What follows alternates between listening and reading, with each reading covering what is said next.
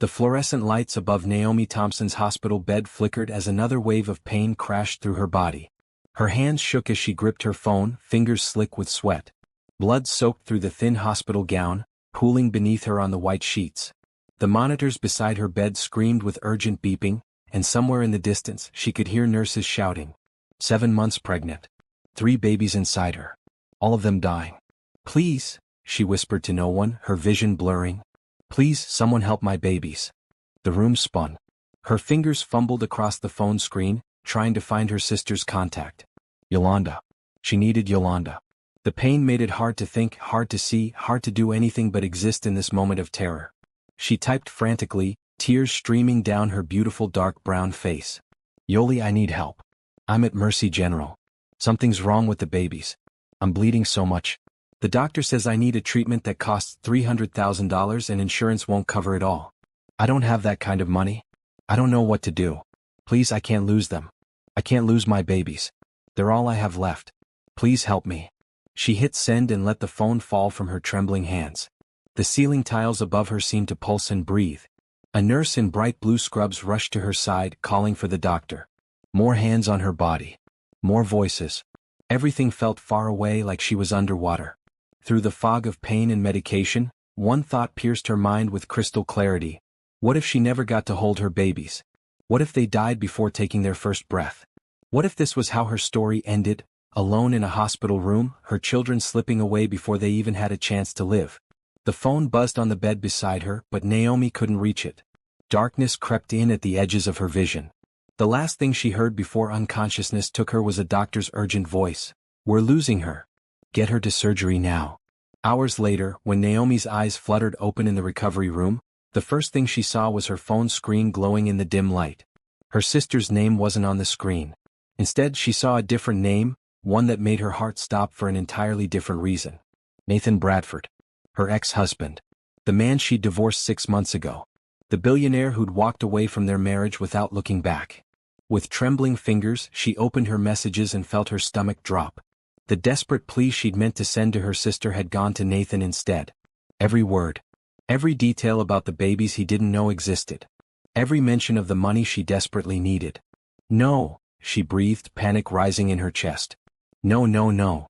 Below her message, she saw 3 dots indicating he was typing. Then words appeared that would change everything. "I'm on my way. Don't worry about anything. I'll take care of it all." Naomi stared at the screen, her heart pounding. Part of her wanted to text back, to tell him it was a mistake, to refuse his help. But as she felt the flutter of 3 tiny lives still fighting inside her, she knew she couldn't afford her pride. Not when her babies' lives hung in the balance. The nurse came in to check her vitals, explaining in a gentle voice that they'd managed to stop the bleeding temporarily, but she wasn't out of danger yet. The babies were in distress. Without the specialized treatment, they had maybe 48 hours before the situation became critical again. "Is there someone we should call?" the nurse asked kindly, adjusting the 4-drip. Naomi closed her eyes, tears sliding down her temples. "He's already on his way. Have you ever made a choice that haunted you for months? A decision that seemed right at the time but left you wondering, what if, every single day? If you've ever felt the weight of regret, you need to hear how this story unfolds. Subscribe now so you don't miss what happens when Nathan arrives at that hospital. Drop a comment below and tell me, would you accept help from someone who broke your heart? Because what Naomi decides in the next few hours will determine if her babies survive. 6 months earlier, the penthouse apartment overlooking Lake Michigan had felt like a cage. Naomi stood by the floor-to-ceiling windows in her emerald green dress, watching the sunset paint the sky in shades of orange and pink. Behind her, she could hear Nathan's voice on yet another conference call, his tone sharp and businesslike. It was their 3rd wedding anniversary. The reservation at her favorite restaurant had been for 7 o'clock. It was now 9:30, and Nathan was still on the phone. "I understand the Tokyo investors are concerned," Nathan said, pacing across the marble floor in his tailored navy suit. "But the projections are solid. We're looking at a 40% increase in the 4th quarter. Naomi turned away from the window, her reflection ghost-like in the glass. She'd spent an hour getting ready, styling her natural hair into elegant twists, applying makeup carefully, choosing the dress she knew he loved. All for nothing. This was their life now. Had been for the past year. Nathan's tech company had grown from successful to astronomical, and he'd grown right along with it, expanding into something she barely recognized. The man she'd married 3 years ago, the one who'd surprised her with handwritten notes and spontaneous weekend trips, had been replaced by someone who lived and breathed profit margins and market shares. "Nathan," she said quietly when he finally ended the call. "The reservation was 2 hours ago." He looked up, and for a moment she saw genuine regret in his hazel eyes. He ran a hand through his dark brown hair, loosening his tie. "I know. I'm sorry. That call was important. We're about to close a deal worth $200 million. Our anniversary was important too. We can celebrate tomorrow. Or this weekend. I'll clear my schedule." Naomi shook her head slowly. "You said that last month for my birthday. And the month before that for my job promotion. You always say you'll clear your schedule, but you never do. That's not fair." Nathan's voice took on an edge. "I'm building something here. I'm trying to secure our future." "What future?" The words came out sharper than she intended. "A future where you're always working and I'm always waiting? Where we're roommates instead of husband and wife? I'm doing this for us." "No." Naomi moved closer, her voice steady despite the emotion threatening to overflow. "You're doing this for you. Because somewhere along the way, building your empire became more important than building our marriage." Nathan's jaw tightened. "You knew who I was when you married me. You knew I was ambitious. I married someone who made time for the people he loved. Someone who actually came home for dinner. Someone who remembered our anniversary." This again. Nathan turned away, his shoulders tense. "Every conversation ends up here. Me working too much. Me not being present enough. I can't win, Naomi. No matter what I do, it's never enough for you." The accusation stung because it was so unfair. She'd tried everything. She'd adjusted her own work schedule at the community center where she counseled at-risk teens. She'd planned date nights that he canceled. She'd suggested couples therapy that he said he was too busy to attend. She'd bent and compromised and waited, and still she came last. "I'm not asking you to stop working," she said, fighting to keep her voice calm. "I'm asking you to remember that you have a wife. That we made promises to each other. That marriage takes effort from both people. And what effort are you making?" Nathan spun back around, and now there was anger in his eyes. "You knew my work was demanding when we got married. You said you supported my ambitions. But now you're trying to change me." "I'm not trying to change you. I'm trying to save us." "Maybe there's nothing to save." The words hung in the air between them like poison. "Maybe we made a mistake." Naomi felt something inside her chest crack. "Is that really what you think?" Nathan looked at her, and in his eyes she saw exhaustion and frustration and something that looked like resignation. "I don't know anymore. All I know is that I'm tired of feeling guilty for working hard. I'm tired of coming home to disappointment in your eyes. I'm tired of fighting." "Then what do you want to do?" Her voice came out barely above a whisper. "I think." Nathan paused, and Naomi saw the moment he made the decision. "I think maybe we both need to be honest about what we want. And maybe what we want isn't the same thing anymore." The next 3 weeks passed in a blur of lawyers and paperwork. Nathan moved into a hotel suite. Naomi stayed in the penthouse, walking through rooms that felt too big and too empty. She'd wanted to fight for their marriage, but Nathan seemed determined to end it quickly and cleanly. He offered her a generous settlement, the penthouse, enough money to never have to worry again. But Naomi didn't want his money. She wanted the man she'd married. The one who used to dance with her in the kitchen. The one who'd proposed during a rainstorm because he couldn't wait for the perfect moment. That man was gone, replaced by someone who scheduled their divorce between board meetings. On the day they signed the papers, Nathan arrived at the lawyer's office in a charcoal gray suit, looking tired but resolved. Naomi wore a maroon dress, her hair pulled back simply, her face bare of makeup. There seemed to be nothing left to say. "I hope you find what you're looking for," Nathan said as they stood in the hallway afterward, the signed documents making everything final. Naomi looked at him, this man she'd loved so completely, and felt the full weight of their ending. "I already found it once. But he chose something else." Nathan flinched but didn't respond. He turned and walked toward the elevator, his phone already at his ear, already moving on to the next thing. Naomi watched him go, placing one hand on her stomach without realizing it, not yet knowing that she was already carrying the secret that would bring them back together. She left the lawyer's office and went back to the penthouse, packing her things into boxes. She didn't want to stay there, surrounded by memories of what they'd lost. By the end of the week, she'd moved into a modest 2-bedroom apartment in a quieter neighborhood, started her new job as a school counselor, and tried to convince herself that this was the beginning of her new life. But at night, alone in her smaller bed, she still reached for Nathan in her sleep. Still woke up expecting to hear his voice. The divorce had been his choice, his decision, but the grief belonged to both of them whether he admitted it or not. 2 weeks after the divorce was finalized, Naomi sat in Dr. Lisa Chen's office, staring at the ultrasound image in her hands. 3 tiny shapes. 3 heartbeats that had flickered on the screen moments ago. 3 lives growing inside her. Triplets, Dr. Chen repeated gently, giving Naomi time to process. Identical twins and a fraternal sibling. Based on the measurements, I'd say you're about 8 weeks along. Naomi's mind raced backward. 8 weeks. That would have been right before things completely fell apart with Nathan. One of the last times they'd been together, during a rare weekend when he'd actually been present. She remembered that Saturday morning, how he'd rolled over and pulled her close, how for just a few hours they'd felt like themselves again. And now she was carrying 3 of his children and he didn't know. Couldn't know. Because they were divorced and he'd made it clear he was done with their marriage. Are you okay? Dr. Chen's voice was concerned. I know this is a lot to take in. Triplet pregnancies are high risk and will require careful monitoring. Do you have support at home? Family? A partner? My sister lives nearby, Naomi said automatically, her voice sounding strange to her own ears. I have support. But support and raising 3 babies alone were very different things. As Naomi left the clinic with a folder full of information about multiple births and prenatal care, reality crashed over her in waves. She was going to be a mother. Of 3. As a single woman. In a 2-bedroom apartment. On a school counselor's salary. She should tell Nathan.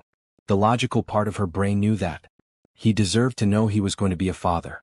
But every time she reached for her phone to call him, she remembered the look in his eyes when he'd said maybe they'd made a mistake. She remembered how quickly he'd filed for divorce. How easily he'd walked away. Would he even want these babies? Or would they become another obligation that got in the way of his work? Another disappointment he had to manage? Naomi drove to her sister Yolanda's house, a cozy bungalow with a bright red door and flower boxes in the windows. Yolanda was 5 years older, married to a kind man named Jerome with 2 kids of her own. When Naomi walked in and burst into tears, Yolanda wrapped her in a hug and didn't ask questions until the crying stopped. I'm pregnant, Naomi finally said, sitting at Yolanda's kitchen table with a cup of tea. With triplets? And Nathan doesn't know. Yolanda's eyes went wide. Triplets? Girl, that's a lot. And Nathan doesn't know? You have to tell him. What? He made it clear he didn't want to be married to me anymore. Why would he want to be tied to me through 3 babies? Because they're his children too. Yolanda reached across the table and took Naomi's hand. I know you're hurt. I know the divorce was awful. But keeping this from him isn't right and it's not fair to you either. You're going to need help. Financial help, physical help, everything. I can do this alone. You shouldn't have to. Yolanda squeezed her hand. And honey, I love you, but raising triplets alone is not some kind of pride competition. Those babies deserve to have their father in their lives if he's willing. And you deserve support. But Naomi couldn't shake the image of Nathan's face when he'd said he was tired of fighting. She couldn't forget how he'd walked away so easily. Telling him about the babies felt like giving him power to hurt her all over again. What if he didn't care? What if he offered money but nothing else? What if he saw their children as another business transaction to be managed? I'll think about it, Naomi promised, but she'd already made up her mind. The weeks turned into months. Naomi's body changed, her belly growing larger with 3 lives. She worked at the school until her doctor ordered modified bed rest. She attended every prenatal appointment, saw every ultrasound, heard every heartbeat. She decorated the small 2nd bedroom with soft yellow walls and 3 cribs that Yolanda and Jerome helped her assemble. Sometimes, late at night, she'd look at the ultrasound pictures taped to her refrigerator and wonder what Nathan would think if he could see them. Would he be excited? Scared? Would he care at all? But then she'd remember the endless conference calls, the missed dinners, the way work always came first. And she'd tell herself that her babies deserved better than a part-time father who fit them into his schedule between meetings. They deserved someone who would choose them first always. If Nathan couldn't be that person for her, how could he be that person for them? At 5 months pregnant, Naomi stopped by the community center where she used to work before taking the school counselor job. Some of the teens she'd mentored were there, and they gathered around her, excited about the babies, asking if she knew what she was having yet. 2 boys and a girl, Naomi told them, her hand resting on her round belly. At her last ultrasound, the doctor had been able to tell her the genders. They're going to be a handful. "You'll be a great mom," one of the girls said, a 16-year-old named Tasha who Naomi had worked with for 2 years. "You helped me get through so much. Your kids are lucky." Standing there, surrounded by these teenagers who'd become like family to her, Naomi felt a surge of determination. Maybe she was doing this alone, but alone didn't mean powerless. She'd built a life here, a community, people who cared about her. She could raise her children with love and support, even without Nathan. What she didn't know yet was that pregnancy complications don't care about determination or pride. That in a few short weeks, her body would betray her, and she'd need help from the one person she'd sworn she could live without. The first sign that something was wrong came during Naomi's 20-week ultrasound. The technician spent longer than usual examining the screen, her expression growing concerned. She excused herself and returned with Dr. Chin, who took over the examination with gentle but serious movements. "Naomi," Dr. Chin said carefully, "I'm seeing some early signs of concern. Your blood pressure is elevated and there's some unusual fluid retention. With triplets we always watch closely for preeclampsia. I want to run some additional tests." The blood tests confirmed what Dr. Chin had suspected. Naomi's protein levels were elevated, her blood pressure climbing steadily higher. She was in the early stages of preeclampsia, a dangerous condition that could threaten both her life and her baby's lives. "The good news is we caught it early," Dr. Chin explained in her office after reviewing the results. "The bad news is that with triplets this could progress quickly. I'm putting you on modified bed rest immediately. That means no work, minimal activity, and we'll be monitoring you very closely." Naomi sat in the chair across from the doctor, wearing a bright blue maternity dress, and tried to process what this meant. "But I just started the school counselor job 4 months ago. I haven't built up much leave time. I understand that's difficult, but your health and your baby's health have to come first. The school will understand. This is a medical necessity, not a choice." Walking out of the clinic that day, Naomi felt the weight of her situation settle over her like a heavy blanket. She called the school and explained the situation. Her supervisor was understanding but explained that she'd have to go on unpaid leave after her small amount of sick time ran out. In 2 weeks, her income would drop to nothing. Yolanda helped where she could, bringing groceries, checking in daily, sitting with Naomi during the long, boring days of bed rest. But Yolanda had her own family, her own job, her own life. She couldn't be there every moment. "You need to tell Nathan," Yolanda said for the 100th time, sitting on the edge of Naomi's bed while Naomi lay propped up on pillows, her belly enormous at 6 months. "Girl, you're dealing with a high-risk pregnancy alone. This is bigger than your pride." "I'm not trying to be prideful," Naomi protested, though she knew that wasn't entirely true. "I just don't want to need him." "But you do need him. Or at least you need his resources. Do you know how much these medical bills are going to cost? Have you looked at the insurance statements?" Naomi had looked. The numbers were terrifying. Even with insurance, the costs of carrying triplets, the specialist appointments, the monitoring, the inevitable early delivery and NICU time, all of it was adding up to amounts she couldn't comprehend. She'd used most of the divorce settlement to buy baby supplies and cover her reduced income. She had some savings but not nearly enough. At night, lying in bed trying to find a comfortable position with 3 babies pressing against her organs, Naomi would feel panic rise in her chest. What had she done? Why had she thought she could handle this alone? Pride was one thing, but now she was risking her children's health because she was too stubborn to ask for help. But every time she considered calling Nathan, she imagined the conversation. Him feeling trapped, obligated, resentful. She didn't want to be another burden in his life. Another thing he had to manage while checking his phone during important meetings. The weeks crawled by. Naomi's world shrank to her bedroom, her bathroom, and occasionally the living room couch. She watched endless television shows, read books, did everything she could to stay calm and keep her blood pressure down. But her body had other plans. At 27 weeks, during a routine monitoring appointment, Dr. Chen's expression grew grave as she reviewed the latest test results. "Naomi, your condition is worsening. Your blood pressure is very high despite medication, and I'm concerned about your kidney function.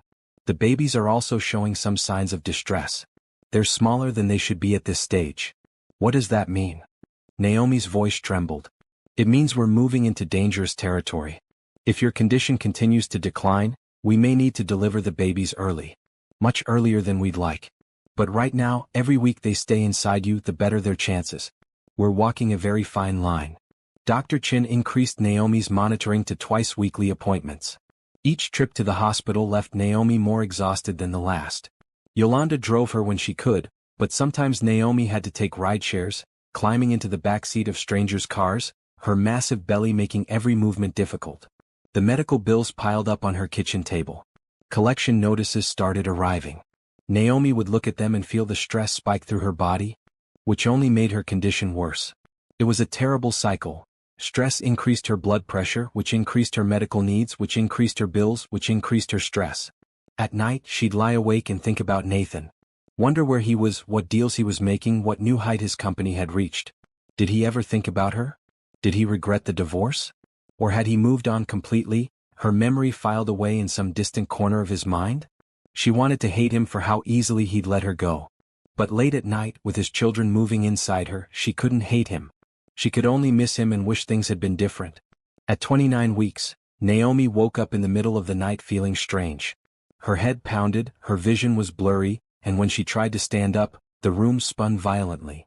She managed to reach her phone and call Yolanda, but her words came out slurred and confused. "Something's wrong," she managed to say. "Can't see right. Everything's spinning." "I'm calling an ambulance," Yolanda said, her voice tight with fear. "Stay on the phone with me, honey. Help is coming." The ambulance arrived within minutes. The EMTs, a man and woman in bright green uniforms, moved quickly and efficiently, checking her vitals, asking questions. Naomi tried to answer but couldn't focus. Everything felt distant and hazy. At the hospital, Dr. Chin met them in the emergency room. After examining Naomi and reviewing her labs, the doctor's expression was grim. "Your blood pressure is dangerously high. We're moving you to the high-risk unit and starting magnesium sulfate to prevent seizures. Naomi, I need you to understand how serious this is. Your life is at risk. The baby's lives are at risk. We're doing everything we can, but you need to prepare yourself. We may have to deliver soon, even though it's very early." Lying in the hospital bed, monitors beeping around her, Naomi felt tears slide down her face. Her babies were too small. Too early. They needed more time. But her body was failing them, failing all of them. "Please," she whispered to Dr. Chin. "Please don't let them die. Do whatever you have to do. I don't care about the cost. Just save my babies." Dr. Chin squeezed her hand gently. "We're going to do everything possible. But Naomi, the specialized treatment you need, the level of monitoring, the potential for extended NICU time for 3 premature babies, the costs are going to be substantial. Very substantial. Does your insurance cover this? Do you have resources available?" Naomi closed her eyes, knowing the answer. Her insurance had caps, limits, maximum out-of-pocket expenses that she'd already nearly reached. The specialized treatments Dr. Chen was talking about would go far beyond what her coverage would pay. "I'll figure it out," Naomi said, but they both knew it was an empty promise. "Let me see what I can do," Dr. Chen said kindly. "There are sometimes charity programs, assistance funds. Let me make some calls." After Dr. Chen left, Naomi lay in the hospital bed and finally let herself cry. Really cry. For her babies who might not survive. For her body that was betraying them. For the choices she'd made that had led her here, alone in a hospital room with no one to help her carry this impossible burden.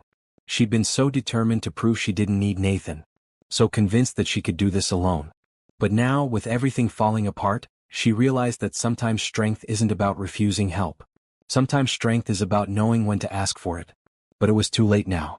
Even if she wanted to call Nathan, even if she swallowed her pride and told him everything, what could he do? Show up and write a check? Offer money but nothing else? She didn't want to be his charity case.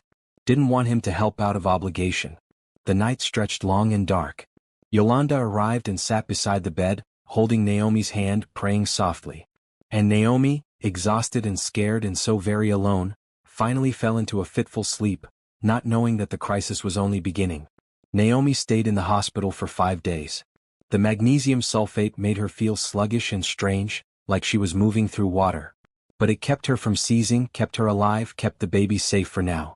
Each morning, Dr. Chen would come in with new test results, new adjustments to her medication, new expressions of cautious concern. On the 5th day, Naomi's blood pressure stabilized enough that Dr. Chen felt comfortable sending her home with strict orders and a blood pressure cuff to monitor herself 3 times daily. She was now 30 weeks pregnant, 3/4 of the way through, but still dangerously early for triplets. "You've bought yourself some time," Dr. Chen said, reviewing discharge instructions. "But Naomi, I can't stress this enough. Any concerning symptoms, any changes in vision, Any severe headaches and you call immediately. Don't wait. This condition can turn critical very quickly. Yolanda took Naomi home and helped her settle back into bed. The apartment felt different now, charged with the awareness of how close they'd all come to disaster. The 3 cribs stood in the nursery, waiting for babies who might arrive any moment. Naomi looked at them and tried to imagine 3 tiny humans, tried to picture herself as their mother, but fear made it hard to see past the next hour, the next day. I talked to Jerome, Yolanda said, sitting on the edge of the bed. We want to help more. With money, I mean. We have some savings. No. Naomi shook her head. You have your own kids. Your own expenses. I can't take your money. You're my sister. Your babies are my family. We want to help. And I love you for it. But Yoli, the doctor says if things get worse, if they have to deliver early and the babies need extended NICU care, we're talking about hundreds of thousands of dollars. Maybe more. Your savings wouldn't even make a dent, and I won't let you drain your accounts for this. Yolanda looked at her with frustration and love mixed together. Then what are you going to do? I don't know yet, Naomi admitted. Dr. Chin mentioned some assistance programs. I'll apply for everything I can. And maybe the babies will stay in longer. Maybe I'll make it to 34 or 35 weeks, and they'll be okay without major interventions. It was wishful thinking and they both knew it. But hope was all Naomi had left. The next 2 weeks passed in careful routine. Naomi monitored her blood pressure 3 times a day, recording every reading. She took her medications exactly on schedule. She stayed in bed or on the couch, moving only when absolutely necessary. Yolanda came by daily, bringing meals, checking on her, making sure she followed the doctor's orders. Friends from the community center visited sometimes, bringing well wishes and small gifts for the babies. The teens Naomi had mentored pooled their money and bought 3 matching outfits in bright primary colors. Tasha, the 16-year-old, had written a card that said, "You taught me to never give up. Now don't you give up either." Those visits sustained Naomi through the long, lonely days. Reminded her that even without Nathan, she wasn't truly alone. She had people who cared. People who would help however they could. But at night, when everyone went home and the apartment was quiet except for the distant sounds of city traffic, Naomi would lie in bed and think about Nathan. She'd look at her phone, his contact still saved, his number still memorized. Sometimes she'd start to type a message, her fingers hovering over the keys. "I need to tell you something." But she never sent it. Pride, fear, hurt, all of it kept her silent. At 32 weeks, during her twice-weekly appointment, Dr. Chen's face grew serious as she reviewed the ultrasound. The babies were all measuring small for their gestational age. Too small. And Naomi's blood pressure was creeping up again despite maximum medication. "I'm admitting you," Dr. Chen said. "We need to monitor you around the clock. I think we're getting close to delivery time, and I want you here where we can respond immediately if needed." Naomi called Yolanda from the hospital room later that evening. "She's saying it could be any day now. The babies are too small and my blood pressure won't stay down." "Okay." Yolanda's voice was steady, trying to be strong for both of them. "Okay. That's still 32 weeks. Babies born at 32 weeks do okay, right?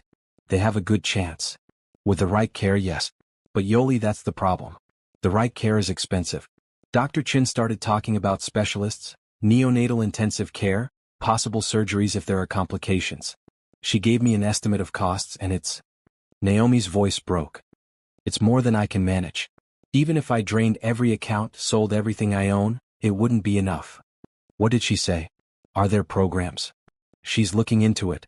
But most of the charity programs have long waiting lists or strict income requirements. Because of the divorce settlement, I might not qualify. But the settlement money is almost gone, spent on all the months of medical care already. I'm caught in the middle. Too much money to qualify for help, not enough to actually afford what the babies need. There was silence on the other end of the line. Then Yolanda said quietly, "Naomi, you know what I'm going to say. Don't. He's their father. He deserves to know and they deserve his support. This isn't about you and him anymore. It's about 3 babies who need every possible advantage to survive." "I know." Naomi wiped tears from her face. "I know you're right. But I'm scared, Yoli. What if he doesn't care? What if knowing about them just makes him angry that I kept it from him? What if he helps but resents me and them for it? I can't handle that on top of everything else. And what if he wants to help? What if he's grateful you told him? What if he steps up?" Naomi thought about the Nathan who'd filed for divorce. The one who'd chosen work over their marriage every single time. That Nathan wouldn't step up. But there was another Nathan, buried under years of ambition and drive. The Nathan who'd once driven 3 hours in a snowstorm because she had the flu and needed soup. The Nathan who'd held her while she cried after a bad day at work. The Nathan who'd looked at her on their wedding day like she was his entire world. Was that Nathan still in there somewhere? "I'll think about it," Naomi said, but time was running out for thinking. Her body was making decisions for her, pushing toward a delivery that was coming whether she was ready or not. 2 days later, at 3 in the morning, Naomi woke to wetness soaking the hospital bed. Her water had broken. Not one sack but all 3. The monitors started alarming immediately, and within seconds her room filled with medical staff. Dr. Chin arrived, still in her street clothes, called in from home. She examined Naomi quickly, her face grave. "All 3 sacks have ruptured. We need to deliver now. These babies are coming today." "But it's too early," Naomi gasped. "They're too small." "I know. But we don't have a choice anymore. Your body has made the decision for us." Dr. Chin squeezed her hand. "I'm going to be honest with you, Naomi. This is going to be very challenging. The babies are small, they're premature, and there are 3 of them. They're going to need extensive care. The kind of care that's going to be very, very expensive." "I don't care about the cost," Naomi said, though they both knew that wasn't realistic. "Just save them. Please." Dr. Chin nodded and turned to consult with her team. Naomi heard fragments of their discussion. NICU preparations. Ventilators. Warming beds. Specialist teams on standby. Each word was another dollar sign, another impossible expense, another reminder of how alone she was in this moment. As they wheeled her toward the operating room, Naomi felt panic claw at her chest. This was happening. Right now. And she wasn't ready. Didn't have the money, didn't have the support, didn't have Nathan. In the pre-op area, as the anesthesiologist explained the epidural procedure, Naomi's phone buzzed in the bag Yolanda had brought with her belongings. Without thinking, she reached for it. Yolanda had been notified and was on her way, but she was still 20 minutes out. Naomi looked at her phone, at Nathan's contact information, at the last message they'd exchanged months ago during the divorce. Her fingers trembled as she opened a new text. She needed to tell him. Before the surgery, before anything happened, he needed to know he had children. That no matter what happened today, he was a father. But her mind was foggy from stress and fear and the medications they were already pumping into her for. Her vision blurred. The room felt too bright, too loud, too much. She tried to type a message to Yolanda, to tell her to call Nathan, to explain everything if something went wrong. The anesthesiologist was ready. They needed to start. Naomi's fingers moved across the phone screen, trying to form coherent words, but everything was getting hazy. She hit send on something, she wasn't sure what, and then the phone slipped from her hands as they wheeled her into the operating room. She didn't see the message that had been sent. Didn't know that in her confused state she'd sent it to the wrong person. Didn't know that Nathan Bradford, halfway around the world in a Tokyo hotel room, was about to receive a message that would change everything. The last thing Naomi saw before they put her under was the bright lights of the operating room, and she whispered a prayer into the antiseptic air. "Please let my babies live. Please let them be okay. Please." Nathan Bradford sat in his Tokyo hotel suite at 2 in the afternoon, 17 hours ahead of Chicago time, reviewing quarterly projections with his CFO via video call. The meeting was running long as they always did, diving into every detail of the company's performance across all markets. His phone buzzed on the desk beside his laptop. He ignored it, staying focused on the spreadsheet displayed on his screen. The phone buzzed again. And again. "Nathan, are you seeing these numbers for the Asia-Pacific region?" his CFO asked. "Hold on," Nathan said, glancing at his phone. The preview of the message made his breath catch. "Yoli, I need help. I'm at Mercy General." But it wasn't from someone named Yoli. It was from Naomi, his ex-wife. The woman he'd divorced 6 months ago. The woman he'd tried not to think about every single day since. "I need to call you back," Nathan said abruptly, ending the video call before his CFO could respond. He grabbed his phone and opened the full message. "Yoli, I need help. I'm at Mercy General. Something's wrong with the babies. I'm bleeding so much. The doctor says I need a treatment that costs $300,000 and insurance won't cover it all. Don't have that kind of money. I don't know what to do. Please, I can't lose them. I can't lose my babies. They're all I have left. Please help me." Nathan read the message 3 times, his mind struggling to process the words. Babies. Naomi was having babies. His babies. Had to be his babies. The timeline would match up. But why hadn't she told him? Why was she at a hospital, bleeding, saying something was wrong? His hands shook as he typed a response. I'm on my way. Don't worry about anything. I'll take care of it all. Then he was moving, grabbing his laptop, his passport, throwing things into his carry-on bag. He called his assistant while packing, words tumbling out rapid fire. Cancel everything. All of it. The dinner tonight, the factory tour tomorrow, the investor meetings, everything for the next month. I need a flight to Chicago, first available, I don't care what it costs. Charter a plane if you have to. And call Mercy General Hospital in Chicago, find out about a patient named Naomi Thompson, find out what's going on. Call my lawyers, have them contact the hospital administration. Tell them I'm covering all costs, everything, no limits. Just get me on a plane now. His assistant, used to his demanding requests but never having heard this tone of panic in his voice, didn't ask questions. I'm on it. I'll call you back in 5 minutes. Nathan stood in his hotel room, his carefully organized world tilting on its axis. Babies. Naomi was having his babies and hadn't told him. Was in the hospital, in danger, asking for help. She'd meant to text someone else, that was clear, but she'd sent it to him instead. A mistake that had just revealed a secret he should have known months ago. He felt anger surge through him. Why hadn't she told him? How could she keep something like this from him? But the anger was immediately swallowed by fear. She was bleeding. Something was wrong. She could lose the babies. Could lose? Nathan sat down hard on the bed, his mind racing. How many babies? She'd said babies, plural. Twins? More? And why was she asking about money? He had more money than he could spend in 10 lifetimes. If his children needed something, cost was completely irrelevant. His phone rang. His assistant, efficient as always. United has a flight leaving Haneda in 90 minutes. I've booked you first class. Car is already on its way to pick you up. I've contacted the hospital. They have a Naomi Thompson in their system, admitted to the high-risk pregnancy unit. I explained your family and will be covering all medical expenses. They're updating her file now. Flight time is 11 hours. You'll land at O'Hare around 9 p.m. Chicago time, accounting for the time difference. Thank you. What else did the hospital say? They couldn't give me specific medical details due to privacy laws, but they did confirm it's a high-risk multiple birth situation. They said you should speak directly with her medical team when you arrive. Multiple birth. Twins. Maybe more. Nathan felt his chest tighten. He'd never thought about being a father. Had always pushed the idea into some distant, theoretical future. And now he was going to be a father to multiples, and the mother of his children was in crisis. The flight to the airport was a blur. The time at the airport, going through the diplomatic fast-track security, boarding the plane, all of it felt surreal. Nathan found himself in the first-class seat, laptop open, trying to work but unable to focus on anything except the questions spinning through his mind. Why hadn't Naomi told him?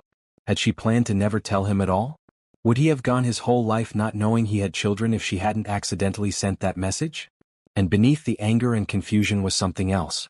Something that felt like the ground shifting beneath his feet. He was going to be a father. His children were about to be born, possibly right now while he was trapped on a plane over the Pacific Ocean. Children who might not survive, according to Naomi's desperate message. Nathan pulled up everything he could find on his phone about multiple births, premature delivery, high-risk pregnancies. The information was overwhelming and terrifying. Complications. NICU stays. Developmental delays. Medical interventions. Each article he read made the fear tighten around his chest. Somewhere over the ocean, at hour 6 of the 11-hour flight, Nathan gave up trying to work or research and just sat with his thoughts. He remembered the last time he'd seen Naomi in that lawyer's office signing the divorce papers. She'd looked so sad, so defeated, and he'd felt relieved because at least the fighting was over. At least he could get back to work without the constant guilt of disappointing her. What a fool he'd been.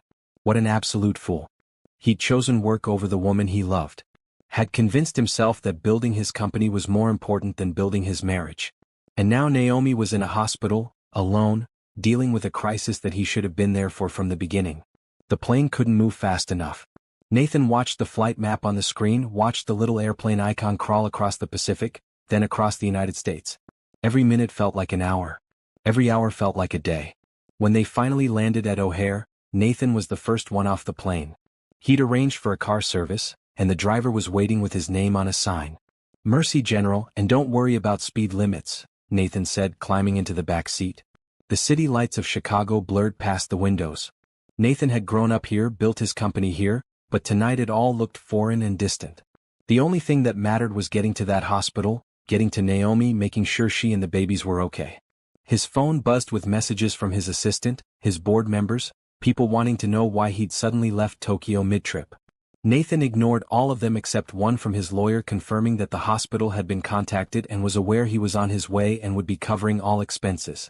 The hospital loomed ahead, a sprawling complex of buildings. The driver pulled up to the main entrance and Nathan was out of the car before it fully stopped, his carry-on bag forgotten in the back seat, focused only on getting inside. The information desk directed him to the high-risk pregnancy unit on the 7th floor. Nathan took the stairs because the elevators felt too slow, his heart pounding as he climbed. At the nurse's station he tried to catch his breath and sound calm. "I'm looking for Naomi Thompson. I'm the father. I just flew in from Tokyo." The nurse looked up, recognition crossing her face. "Mr. Bradford. The administration told us you were coming. Let me page Dr. Chin. She's Miss Thompson's physician. She'll want to speak with you. Where is Naomi? Is she okay? The babies? Dr. Chin will explain everything. Please have a seat in the family waiting area." But Nathan couldn't sit. He paced the small room, his mind spinning with worst-case scenarios. What if he was too late? What if something had happened while he was on that plane?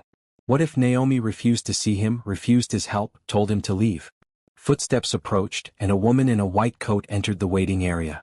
She was in her 40s, with kind but tired eyes. "Mr. Bradford? I'm Dr. Patricia Chin. I've been caring for Naomi throughout her pregnancy." "Throughout her pregnancy?" Nathan's voice came out sharper than he intended. "How far along is she? When did this start?" "Perhaps we should sit down," Dr. Chin suggested gently. "I'd rather stand. Please just tell me what's going on. Is Naomi okay? The babies?" Dr. Chin nodded, seeming to understand his need for direct information. "Naomi is currently 32 weeks pregnant with triplets. 2 boys and a girl. She developed severe preeclampsia, and her water broke early this morning. We delivered the babies via emergency cesarean section about 5 hours ago." Triplets. Nathan felt his legs go weak. He sank into one of the waiting room chairs. 3 babies. Yes. They're currently in the NICU. All 3 are alive but they're very small and premature. They're going to need extensive care. Weeks, possibly months in the hospital. And Naomi? She's in recovery. The surgery went well, but she lost a significant amount of blood. We're monitoring her closely. She's stable but exhausted. Nathan put his head in his hands trying to process everything. 3 babies. Born 5 hours ago. Alive but fragile. And Naomi, who'd gone through all of this alone, who'd been pregnant for 7 months without telling him, who was now recovering from surgery that he should have been there for. "Can I see her?" he asked. "She's sleeping right now. The anesthesia and exhaustion have taken their toll. But yes, you can see her. And the babies if you'd like." "I'd like to see them. All of them." Dr. Chen led him down a hallway, talking as they walked. "Mr. Bradford, I want you to understand what you're looking at before we go in. These babies are very small. They're on ventilators to help them breathe. They have feeding tubes, monitors for lines. Can be overwhelming, even frightening. But the NICU staff is excellent, and we're doing everything possible." They stopped at a large window looking into the NICU. Dr. Chin pointed to 3 isolates grouped together. "There they are. Your children." Nathan stepped closer to the window, and his entire world narrowed to 3 tiny humans, each one barely larger than his hand, each one fighting for life. They were covered in wires and tubes, their skin almost translucent, their tiny chests rising and falling with mechanical precision. His children. His son and daughter. 3 miracles he hadn't known existed until hours ago. "They're so small," he whispered. "They are. But they're fighters. All 3 of them." Dr. Chin paused. "Mr. Bradford, I need to be straightforward with you about the financial situation. The level of care these babies need, potentially for months, is going to be extraordinarily expensive. Naomi's insurance has limits and she's already reached most of them. The estimated costs moving forward could easily exceed $300,000, possibly much more depending on how their care progresses." "I don't care about the cost," Nathan said, unable to look away from his children. "Whatever they need. Whatever Naomi needs. Money is not an object. Not even a consideration. I'm glad to hear that because these babies deserve every chance to thrive. Now, would you like to see Naomi?" Nathan followed Dr. Chin to a recovery room. Through the small window in the door, he could see Naomi lying in the bed, asleep, her beautiful face peaceful despite the circumstances. There was a woman sitting beside her, must be Yolanda, the one who did get the text. He hesitated, his hand on the door handle. What would he say to her? How did you begin a conversation like this? But before he could decide, the woman beside Naomi's bed looked up and saw him through the window. Her eyes widened and she stood up, coming to the door. She stepped out into the hallway, closing the door quietly behind her. You must be Nathan, she said, her voice cool but not hostile. I'm Yolanda, Naomi's sister. She texted me by mistake, Nathan explained. She thought she was texting you. I came as soon as I saw it. Yolanda studied him for a long moment, and Nathan felt like he was being weighed and measured. Finally she nodded. She's been dealing with this alone. All of it. The pregnancy, the complications, the fear. She didn't want to tell you. Why not? The question came out raw. Because you chose work over her. Because you walked away from your marriage without looking back. Because she was scared you wouldn't care. Yolanda's voice was matter of fact, not accusing, just stating facts. But you're here now. So I'm asking you straight, are you here to help, or are you here out of obligation? Because if it's obligation you can leave right now. She doesn't need someone who's going to resent her and those babies. Nathan looked through the window at Naomi sleeping, then thought about his 3 children fighting for life in the NICU. I'm here because they're mine. Because she needed help and I should have been here all along. Because I made mistakes, big ones, and I need to make this right. Yolanda searched his face, then nodded slowly. Okay. Then you should know that when she wakes up she's going to be scared and probably defensive. She spent months convinced she had to do this alone. You showing up is going to bring up a lot of complicated feelings. I understand. Do you? Yolanda challenged. Because this isn't something you can fix with money and then walk away from. These are your children. They're going to need you for more than just your bank account. I know that. Nathan's voice was firm. I'm not walking away. Not from them. Not from her. Not this time. Yolanda held his gaze for another moment, then stepped aside. She's sleeping now. You can sit with her if you want. She'll probably wake up in an hour or so. Nathan entered the room quietly and pulled a chair close to Naomi's bedside. In sleep, she looked younger, more like the woman he'd married 4 years ago. There were dark circles under her eyes and a weariness to her features that made his chest ache. He'd done this to her. Not the pregnancy complications but the loneliness. The fear. The feeling that she had to face this alone. He'd divorced her and walked away, and she'd been left to carry 3 of his children by herself, dealing with every doctor's appointment, every scare, every moment of terror alone. And she'd been prepared to continue alone, to raise 3 babies as a single mother rather than reach out to him. That should have made him angry, but instead it just made him sad. Sad for what they'd lost. Sad for the trust he'd broken. Sad for all the moments he'd missed. Nathan reached out and gently took Naomi's hand. She didn't wake, but her fingers curled slightly around his, an unconscious gesture that gave him hope. I'm here, he whispered. And I'm not leaving. Not this time. Naomi woke slowly, swimming up through layers of fog and exhaustion. Her body felt heavy, and there was a dull ache in her abdomen. For a moment she couldn't remember where she was or why everything felt so strange. Then it all came rushing back. The hospital. The surgery. The babies. Her eyes flew open and she tried to sit up, but pain stopped her. A hand gently pressed her shoulder, keeping her from rising too quickly. Easy. You just had major surgery. That voice. Naomi turned her head and found Nathan sitting beside her bed, his face tired but alert, his hazel eyes watching her with an expression she couldn't quite read. Nathan. She blinked, wondering if she was hallucinating from the medications. What are you doing here? You texted me. From the hospital. You needed help. The memory surfaced, hazy and confused. She'd been trying to text Yolanda, hadn't she? But everything had been so chaotic, her mind so foggy. I didn't mean to. I was trying to reach Yoli. I know. But you reached me instead. Nathan's grip on her hand tightened slightly. Naomi, why didn't you tell me? About the babies. About any of this. Here it was. The conversation she dreaded for months. Naomi looked away, tears stinging her eyes. We were divorced. You'd moved on. I didn't want to trap you into something you didn't want. Trap me? Nathan's voice rose slightly, then he seemed to catch himself, taking a breath. These are my children. Our children. How could you think I wouldn't want to know? Because you didn't want me. The words came out small and broken. You chose work over our marriage. You couldn't make time for a wife, how were you going to make time for babies? I thought I was doing the right thing, letting you live your life without obligation. Nathan stood up, running a hand through his hair in frustration, then sat back down. When he spoke again, his voice was quieter but intense. I was an idiot. The divorce was the biggest mistake of my life. I let work consume me and I lost sight of what actually mattered. But Naomi, even at my worst, even when I was making terrible choices about us, if I'd known you were pregnant, I would have been there. I would have helped. Would you? Naomi finally looked at him, really looked at him. He looked exhausted, still wearing the same clothes he must have traveled in, his usually neat appearance disheveled. Or would you have written a check and gone back to Tokyo or London or wherever your next meeting was? The accusation hung between them. Nathan didn't answer immediately, and Naomi knew she'd struck a nerve. Because they both knew that 6 months ago, that's exactly what he might have done. I don't know what I would have done 6 months ago, Nathan finally said. I'd like to think I would have stepped up, but you're right that I wasn't in a good place. But I'm here now, Naomi. I flew 11 hours from Tokyo the second I got your text. I've talked to your doctors. I've seen our babies. And I'm not going anywhere. Our babies. Naomi's hands went to her stomach, feeling the flatness where 3 lives had been growing. Are they okay? Please tell me they're okay. Nathan's expression softened. They're alive. They're fighters.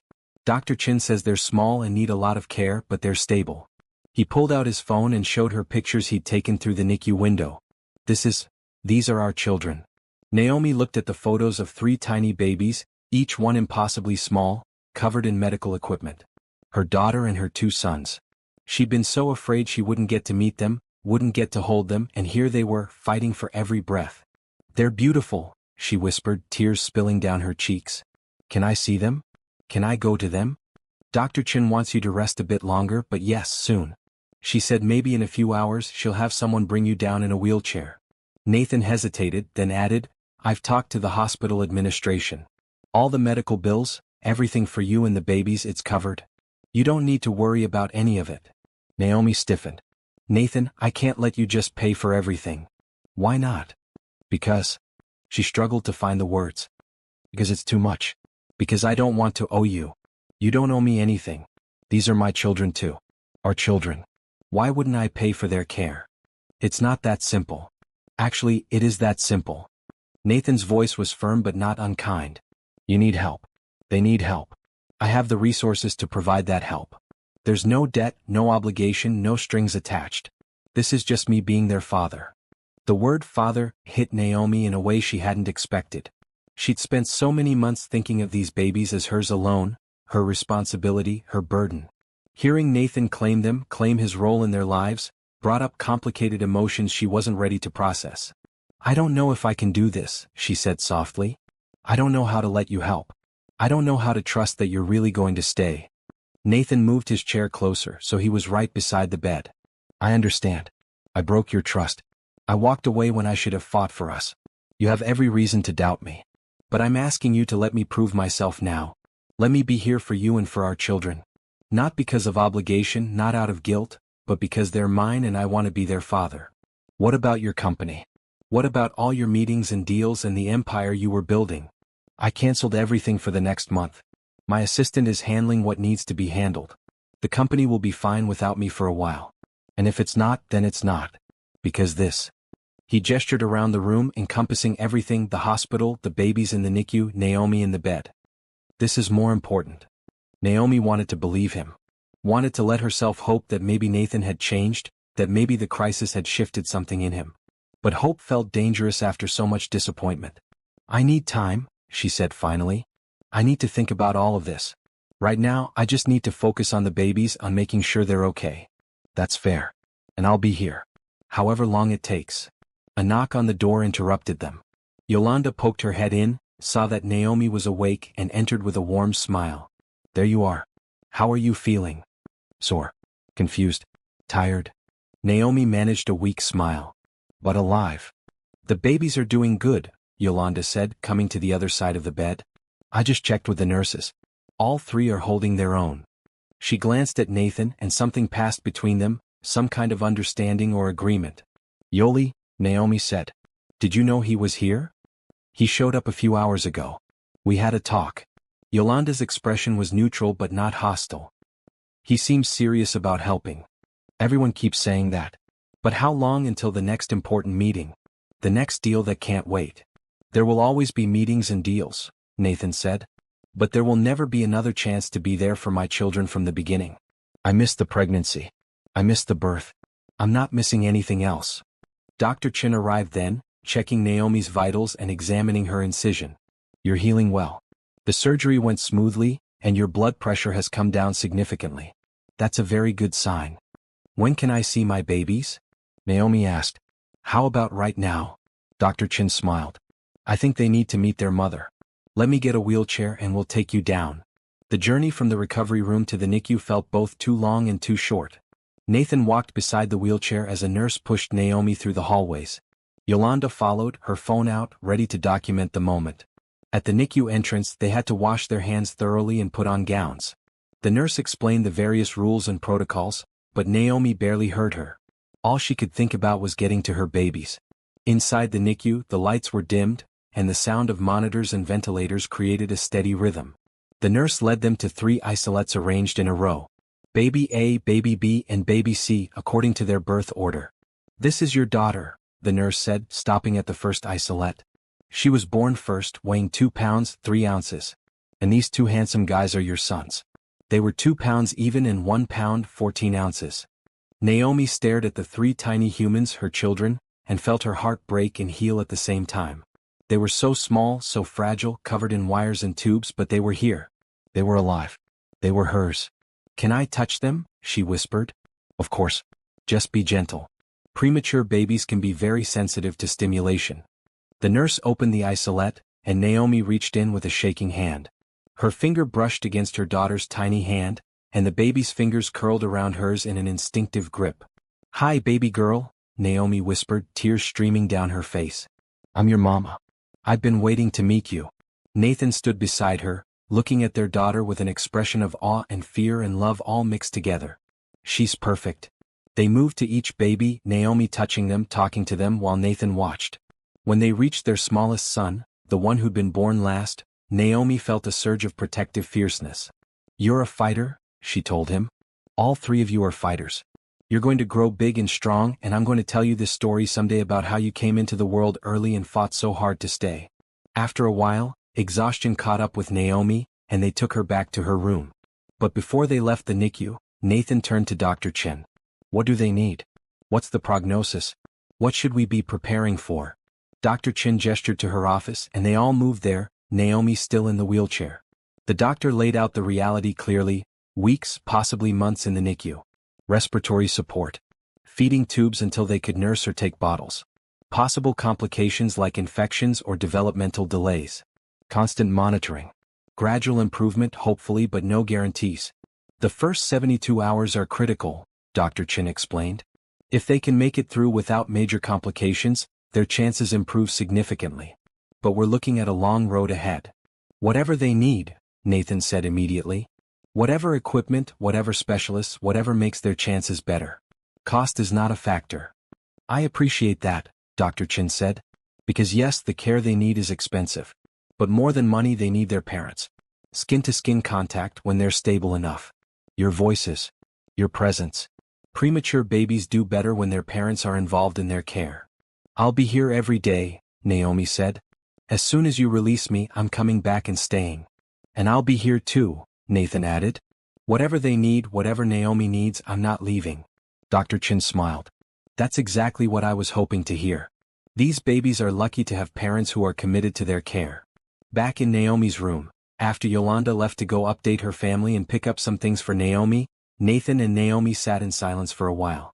Finally, Nathan spoke. We need to name them. They can't just be baby A, B, and C. I've been thinking about names for months, Naomi admitted. But I kept waiting, not wanting to jinx anything. Tell me what you were thinking. For our daughter. I like Grace. Because she's a gift we don't deserve. Nathan smiled. Grace Bradford. I like it. And the boys. I thought maybe Caleb and Joshua. Strong names. Biblical names. Names for fighters.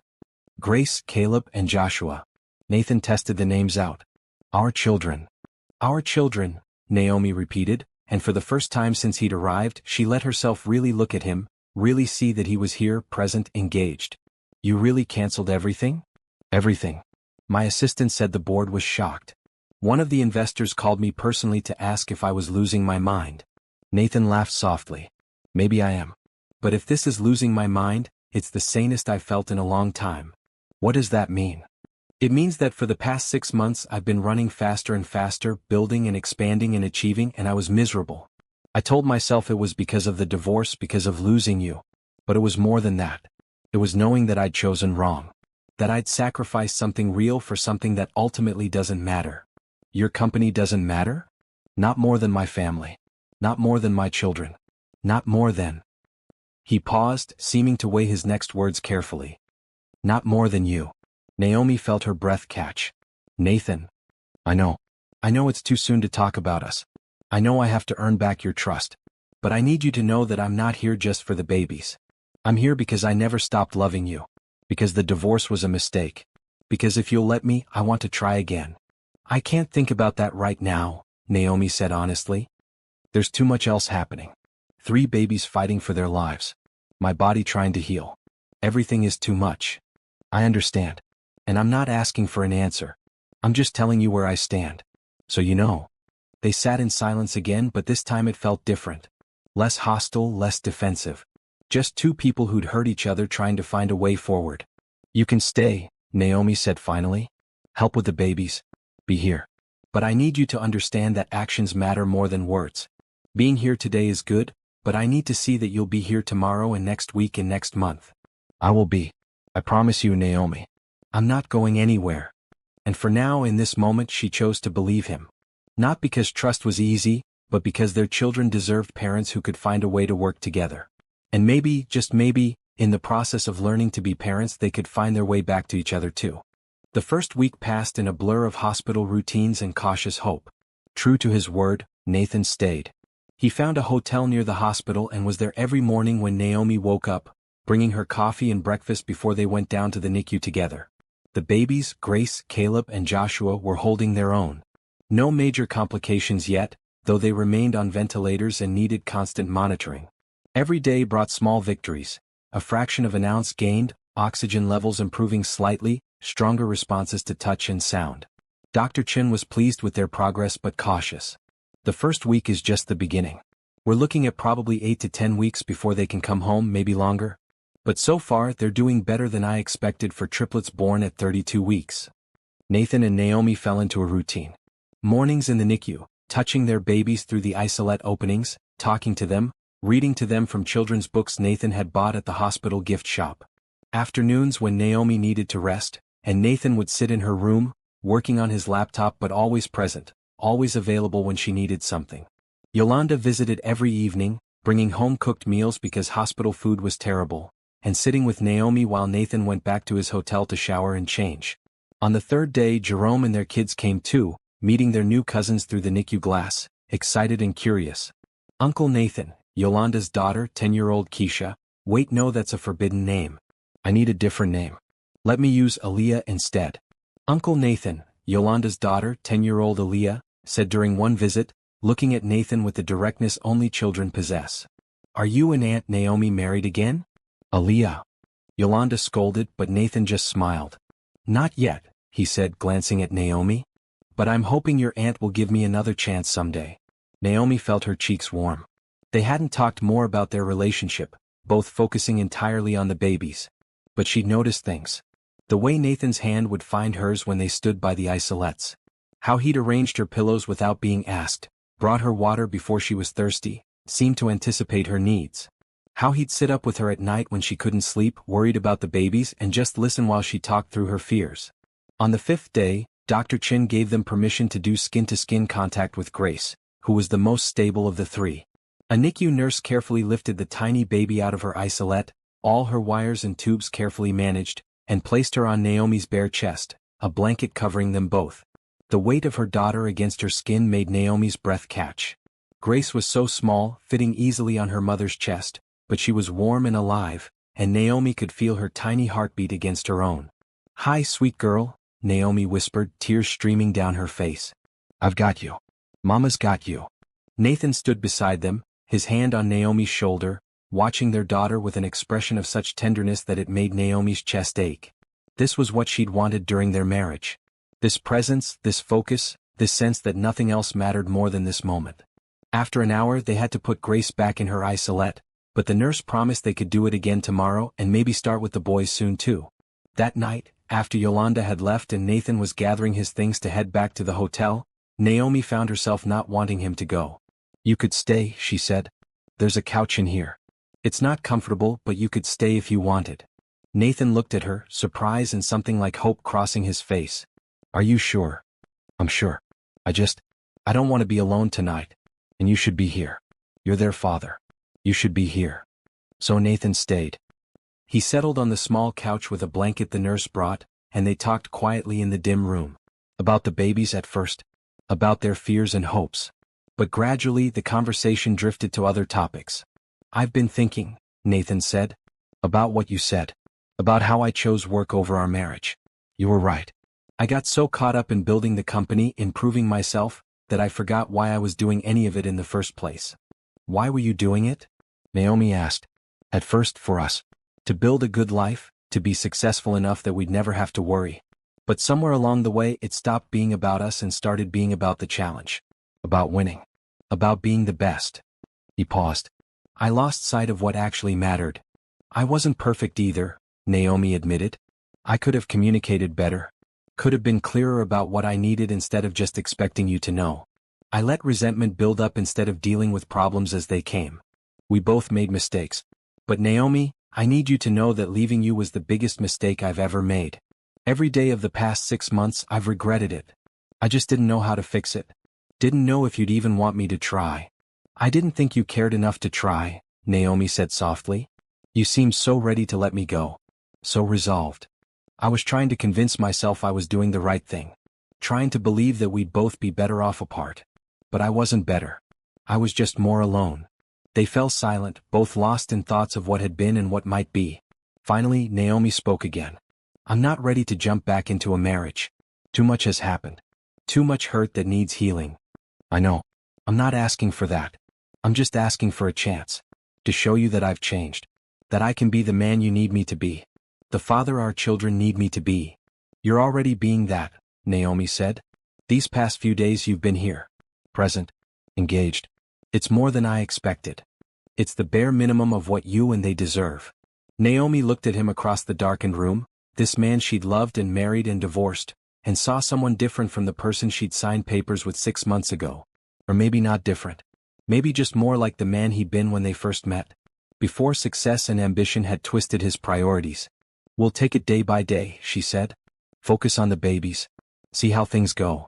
That's all I'm asking for," Nathan said. "A chance to prove myself."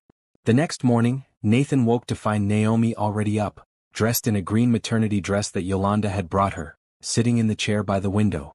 She looked tired but determined. "The nurse called," she explained. "Caleb had a rough night. They want us to come down." They rushed to the NICU to find Dr. Chin and the neonatal team clustered around Caleb's isolette. His oxygen saturation had dropped during the night, and they'd had to increase his ventilator settings. He was stable now, but it was a reminder of how fragile these early weeks were. "Is he going to be okay?" Naomi asked, her voice shaking. "We believe so," Dr. Chin said. "This is fairly common with premature babies. Their lungs are still developing and they can have setbacks. But we're managing it and he's responding to the increased support." Nathan stood behind Naomi, his hands on her shoulders, and together they watched their son fight.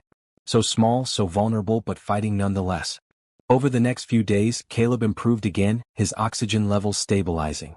They were able to start skin-to-skin contact with both boys as well as continuing with Grace. Those hours, holding their children against their skin, became the highlight of each day. Naomi's body healed. The incision from her C-section closed, and her strength returned gradually. On the 10th day, Dr. Chin discharged her from the hospital with instructions to rest at home but cleared her to visit the NICU as much as she wanted. "You have my personal cell number," Dr. Chin said. "If anything changes or you have any concerns, call immediately. But Naomi, you need to take care of yourself too. These babies need you healthy and strong." Going home to her apartment felt strange.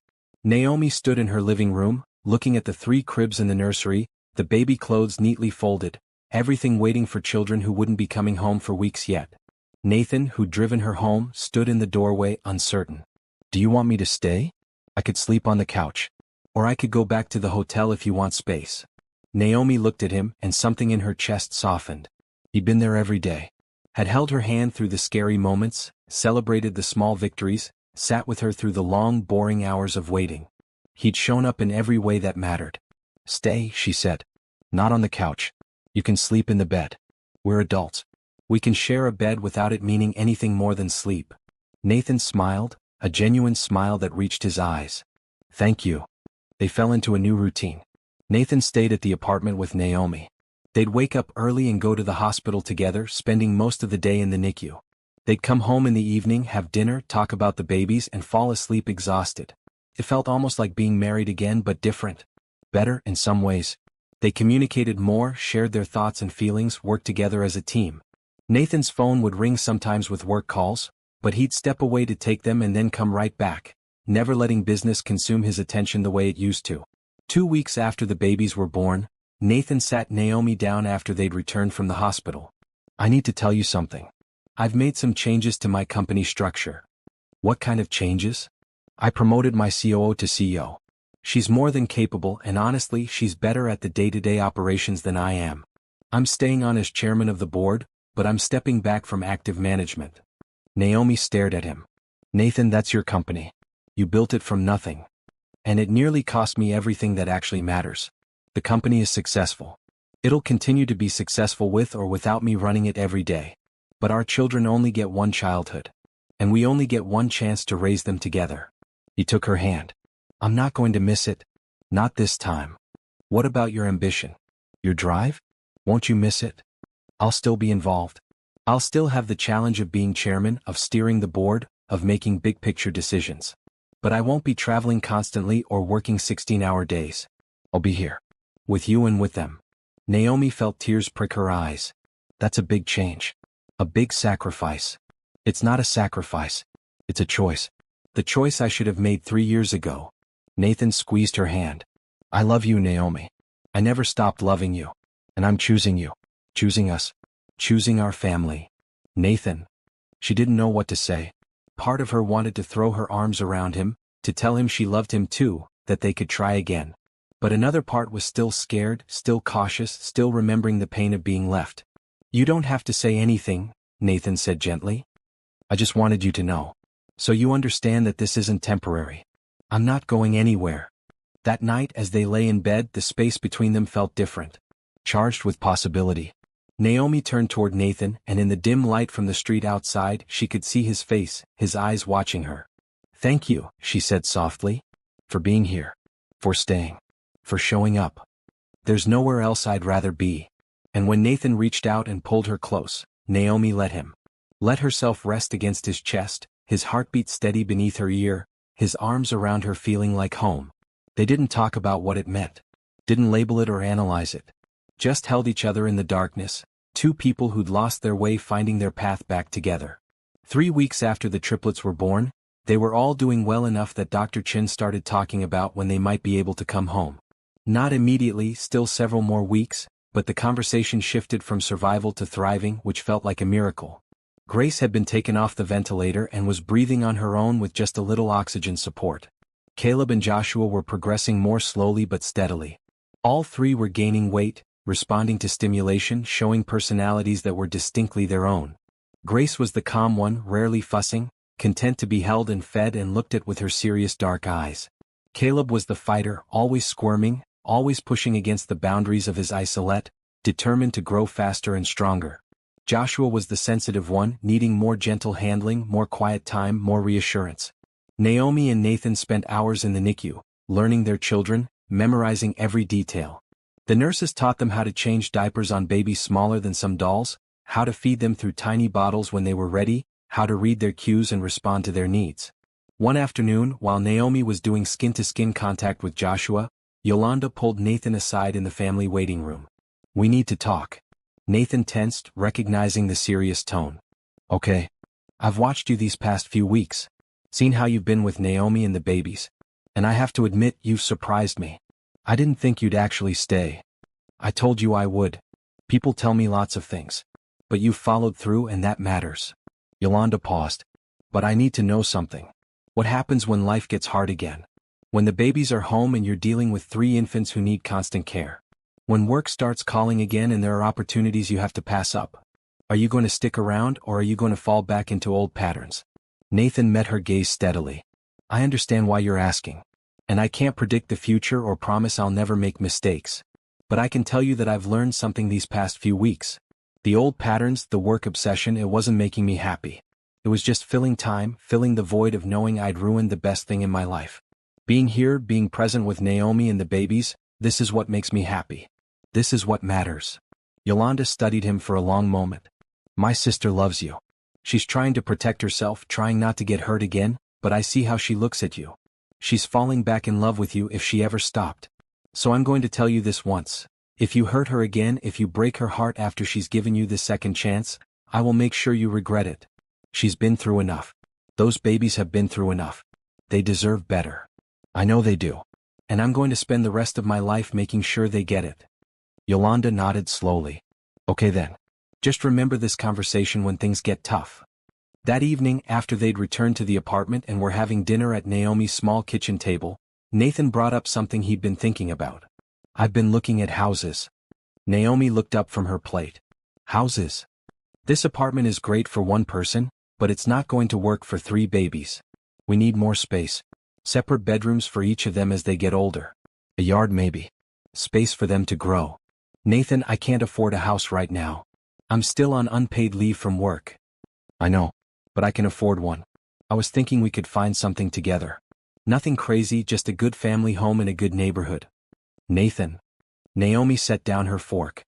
We're not married anymore. I can't let you buy me a house. Not for you. For them. For Grace and Caleb and Joshua.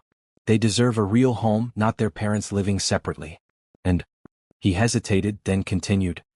And I was hoping maybe we could talk about changing that. Changing what? The not being married part. Naomi's breath caught. Are you asking me to remarry you? Not yet. Not officially. But I'm asking if you'd be open to the idea. If you'd consider giving us another real chance. Not just co-parenting but being together. Being a family. Naomi stood up, needing to move, to process. She walked to the window, looking out at the city lights. I'm scared, she admitted. Scared to trust this. Scared that once we're past the crisis, once life settles into routine, you'll go back to being the person you were. The person who chose everything else over me. Nathan came to stand beside her. I'm scared too. Scared I'll disappoint you. Scared I'll fall back into old habits. But Naomi, I'd rather be scared and trying than safe and alone. These past few weeks with you have reminded me of why I fell in love with you in the first place. Your strength, your compassion, your dedication to our children. I don't want to lose that again. I don't know if I can go through another divorce, Naomi said, her voice small. Once was almost too much. If we tried again and it didn't work, then we'll make sure it works. We'll go to therapy. We'll communicate better. We'll make our relationship a priority instead of an afterthought. We'll be intentional about it instead of just hoping everything works out. Naomi turned to face him fully. You really have changed, haven't you? I hope so. Or maybe I've just remembered who I actually want to be. Either way, I know that the life I was living before without you wasn't a life I want to go back to. You're halfway through this story and you might be wondering, can Nathan really change? Can they make it work this time? Most stories would rush to the happy ending now, but real relationships are more complicated than that. If you want to see how Naomi and Nathan navigate the challenges ahead, make sure you're subscribed to this channel. The journey from here gets even more intense, and you won't want to miss what happens when the babies finally come home. Drop a comment and let me know. Do you believe Nathan has really changed, or is Naomi setting herself up for heartbreak again? Naomi took Nathan's hand. I need you to understand something. If we do this, if we try again, it's not going to be like before. We can't just go back to what we had. We need to build something new. Something better. I agree completely. And I need to see that you can handle real life. Not just hospital visits and crisis mode. I need to see that when the babies come home and it's 3 a.m. and they're all crying and we're both exhausted, you're still going to be there. Not just physically but emotionally. Present. Engaged. I will be. I want to be. Nathan lifted her hand to his lips, kissing her knuckles gently. Give me the chance to prove it. Naomi felt her resolve wavering. She'd spent so long protecting herself, so long convinced that she had to do this alone, that letting Nathan back in felt terrifying. But it also felt right. Felt like coming home after a long journey. Okay, she said softly. We can try. But slowly. One day at a time. Nathan pulled her into an embrace, and Naomi let herself sink into it, let herself feel the safety of his arms around her. They stood like that for a long time, two people who'd been broken learning how to be whole again. The next few weeks brought more progress with the babies. Grace came off oxygen completely. Caleb and Joshua moved to less invasive respiratory support. All three started taking bottles, though they still needed feeding tubes for some of their nutrition. Dr. Chen was pleased with their development and started giving concrete timelines for discharge. If they continue at this rate, she said during one of their regular meetings, we're looking at about 3 more weeks. 5 weeks total in the NICU, which is actually quite good for 32-week triplets. Naomi and Nathan started preparing in earnest. They moved to a larger apartment, a 3-bedroom place in a family-friendly neighborhood with a park nearby. Nathan hired a night nurse to help for the first few months, knowing they'd need the support. They took infant CPR classes together, learned about premature baby care, prepared themselves as much as possible for the challenge of bringing 3 tiny babies home. During one of these preparation classes, Nathan's phone rang with a call from his company. He glanced at it, then silenced it and put the phone away. When it rang again 10 minutes later, he turned it off completely. Don't you need to get that? Naomi asked. Nothing is more important than this class. Whatever it is, it can wait. Such a simple gesture, but it meant everything. The old Nathan would have stepped out to take the call, would have made everyone wait while he handled business. This Nathan stayed present, stayed focused on what mattered. On the baby's 1-month birthday, the hospital let them have a small celebration in the NICU family room. Yolanda and Jerome brought cupcakes, and the nurses who'd been caring for Grace, Caleb, and Joshua all stopped by to sing. The babies were still too small to eat cake, obviously, but the moment felt significant. 1 month of survival. 1 month of growth. 1 month of defying the odds. They're going to make it, Naomi said to Nathan as they stood together, looking at their sleeping children through the nursery window after the celebration. They're really going to be okay. They're going to be more than okay. They're going to be amazing. Look at how far they've already come. We've come far too, Naomi said. These past few weeks. I didn't think it was possible, but we found our way back to each other. Nathan turned to her, his expression serious. I know we said we'd take it slow. And we have been. But Naomi, I need you to know that I'm all in. Completely. I want to remarry you. I want to be a family officially, not just in practice. I want our children to grow up seeing their parents love each other, support each other, choose each other every day. Nathan.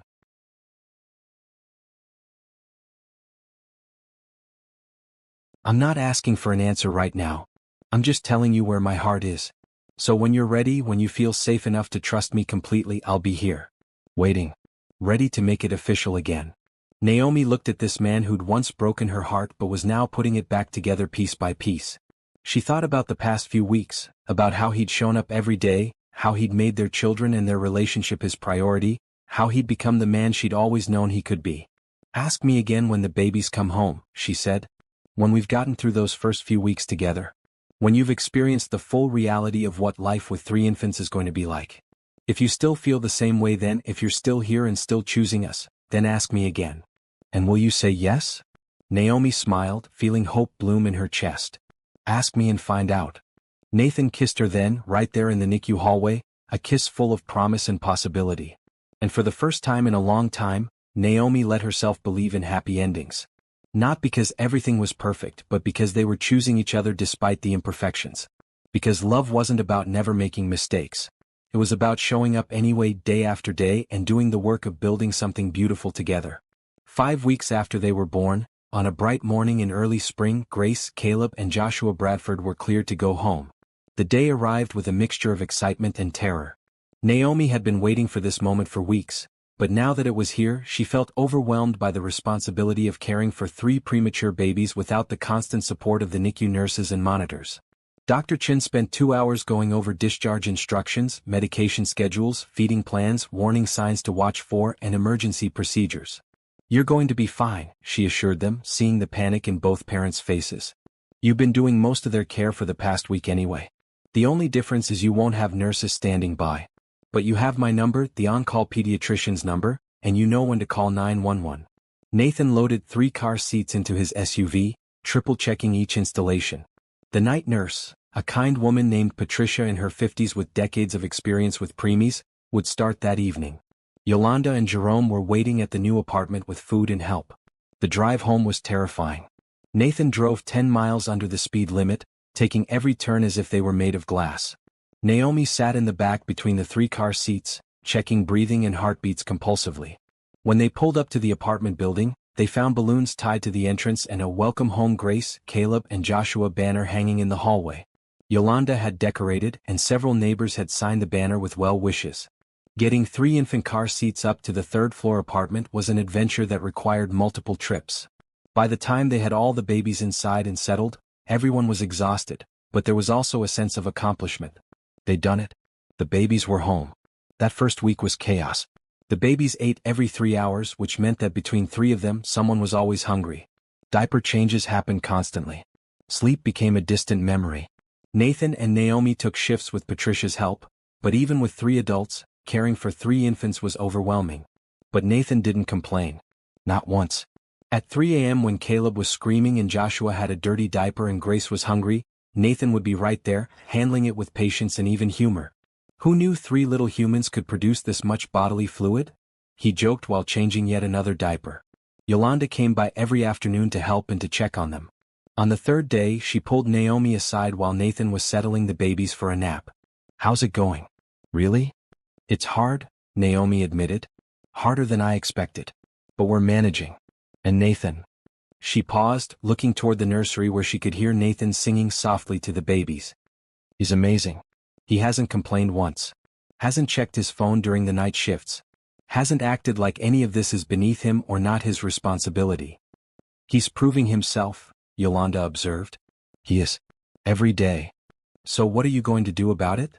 Naomi knew what her sister was asking. "I don't know yet. I'm scared, Yoli. What if this is just the honeymoon period? What if once things settle into routine he goes back to his old ways? What if he doesn't? What if he's really changed? Are you going to spend the rest of your life waiting for him to disappoint you, or are you going to take a chance on happiness?" The question stayed with Naomi over the following days. She watched Nathan with their children, saw the gentleness in his hands as he cradled them, the patience in his voice when he soothed them, the dedication in showing up for every middle-of-the-night feeding even when he was clearly exhausted. 2 weeks after coming home, they had their first pediatrician appointment. All 3 babies had gained weight and were developing well. The doctor was pleased with their progress and said they were doing better than many full-term babies she'd seen. "You 2 are doing an excellent job," the pediatrician said. "Whatever you're doing, keep it up." In the car on the way home, Nathan reached over and took Naomi's hand. "We make a good team." "We do," Naomi agreed and felt something settle in her chest. A sense of rightness. Of being exactly where she was meant to be. That evening, after the babies were fed and sleeping, after Patricia had arrived for her night shift, Nathan suggested they sit on the small balcony off the living room. The spring air was mild and the city lights twinkled below them. "I have something for you," Nathan said, pulling a small box from his pocket. Naomi's heart started racing. "Nathan, before you say anything, just listen. I know I said I'd wait until we'd gotten through these first weeks with the babies. Well, we're 2 weeks in and I've never been more certain of anything in my life." He opened the box to reveal a ring. Not the engagement ring from their first marriage, but something new. A simple band with 3 small diamonds. "One for each of our children. 3 miracles that brought us back together." "It's beautiful," Naomi whispered. "Naomi Thompson, I was a fool to let you go. I was blind to what mattered, obsessed with things that don't actually mean anything. But you've given me a second chance. You've let me back into your life, into our children's lives, and I don't want to waste another moment. Will you marry me? Will you let me be your husband again, for real this time, with no distractions and no divided attention?" Naomi looked at him, this man who'd broken her heart and then spent weeks carefully rebuilding it. She thought about how he'd shown up at the hospital. How he'd stayed through every difficult moment. How he'd changed his entire life to prioritize his family. How he'd proven day after day that he was serious about being present. She could say no. Could protect herself. Could keep the walls up just in case. But what kind of life was that? What kind of example would that set for their children? Love required risk. Required trust. Required choosing to believe in someone even when they'd failed before. And Nathan hadn't just asked for forgiveness. He'd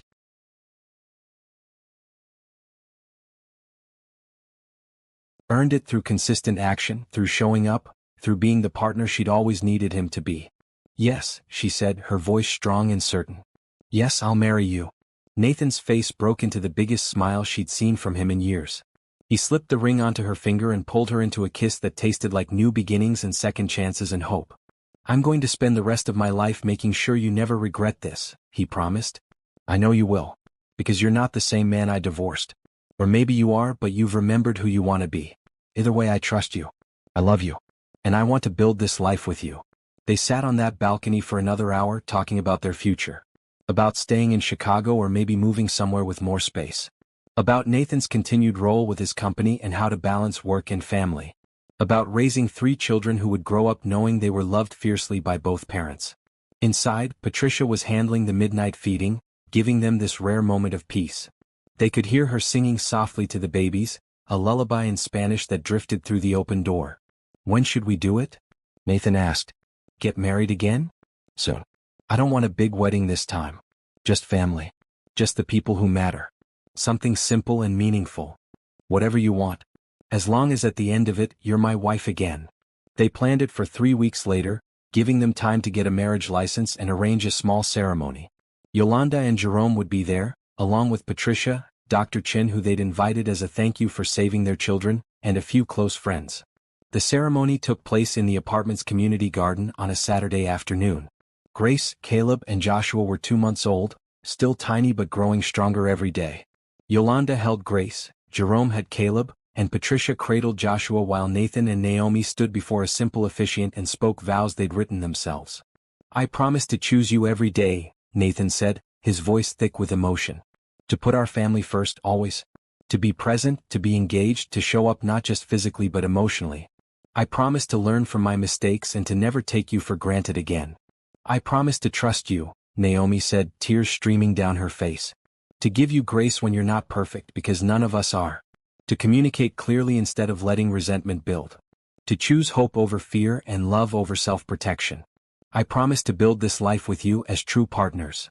When the officiant pronounced them husband and wife again, everyone cheered and the babies, as if on cue, all started crying. The ceremony dissolved into laughter as parents rushed to soothe children, and Nathan and Naomi shared their first kiss as a married couple again while surrounded by the chaos of their beautiful, messy, perfect family.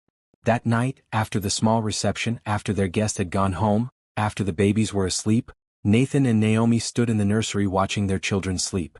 3 tiny miracles, each one breathing steadily, each one growing stronger every day. Thank you, Nathan said softly. For what? For the message. The one you sent by mistake. If you'd meant to text your sister like you planned, I might never have known about them. Might have gone my whole life missing out on this. Naomi leaned against him. Maybe it wasn't a mistake. Maybe it was meant to happen exactly the way it did. You finding out at the exact moment we needed you most. I like that idea. That somehow, even in the chaos and fear, everything was working out the way it should. They stood there in comfortable silence, watching their children, and Naomi felt a peace she hadn't felt in years. This was what happiness looked like.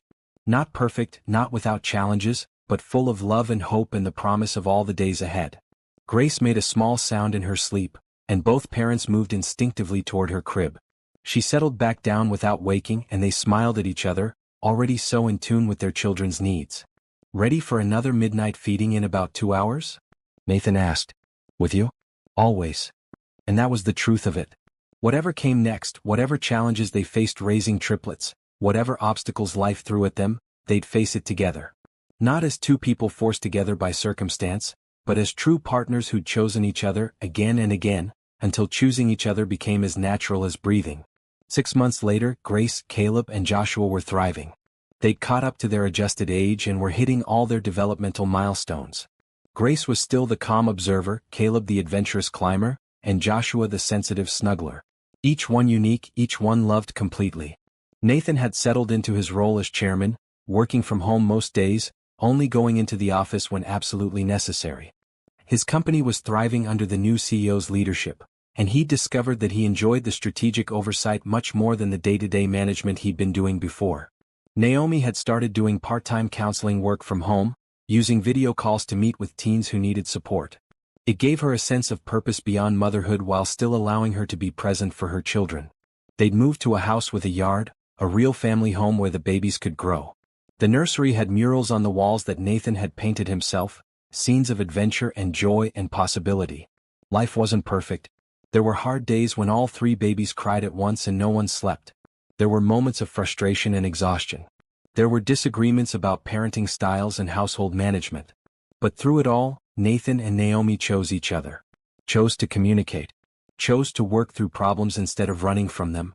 One evening, after getting all three babies down to sleep, they collapsed on the couch together, exhausted but content. "You know what I realized today?" Naomi said, her head on Nathan's shoulder. "What's that?" "I'm happy. Really, genuinely happy. Not just content or okay, but actually happy." Nathan kissed the top of her head. "Me too. This life, this chaos, this beautiful mess we've created, it's everything I didn't know I needed. No regrets about the company? About stepping back? Not even one.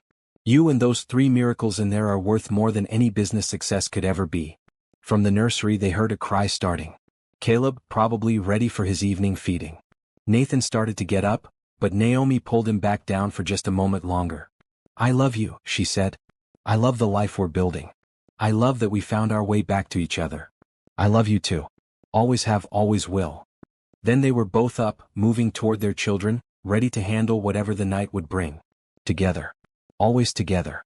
And as they stood over the cribs, three pairs of eyes looking up at them with trust and love, Nathan and Naomi knew that this was what it was all about. Not the money or the success or the big gestures. Just showing up, day after day, choosing love over fear, hope over doubt, family over everything else. Three babies who'd fought so hard to survive. Two parents who'd fought just as hard to find their way back to each other. And a love that was stronger for having been broken and rebuilt. That was their story. Not perfect but real. Not easy but worth it. Not the ending but the beginning of something beautiful that would last a lifetime. Years later, when Grace, Caleb, and Joshua were old enough to ask how Mommy and Daddy got back together, Naomi and Nathan would tell them the truth. About the mistake that wasn't really a mistake. About the message sent in desperation that became the message that saved them all. About how sometimes the hardest moments in life lead to the most beautiful outcomes. And they'd tell their children that love isn't about being perfect. It's about showing up. It's about choosing each other even when it's hard. It's about kindness and hope and the belief that people can change, can grow, can become better versions of themselves. That was the legacy they wanted to leave. Not wealth or success but love. Real, messy, complicated, beautiful love that persevered through everything and came out stronger on the other side. And every night, when they tucked their three miracles into bed, Nathan and Naomi would look at each other and know that every struggle, every tear, every moment of fear had been worth it to get to this place. Together. Finally and forever together.